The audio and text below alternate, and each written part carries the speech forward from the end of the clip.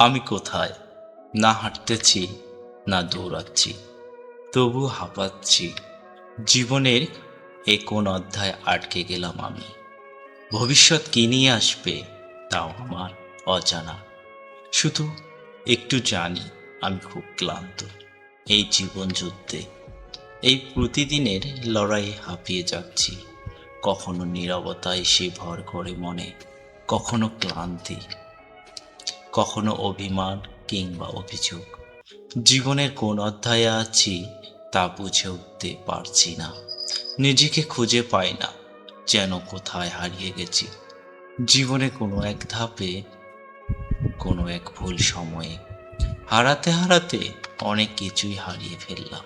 স্বপ্ন হারালো, মানুষ হারালো, পছন্দের তালিকায় যা যা ছিল সব কিছুই হারিয়েছি।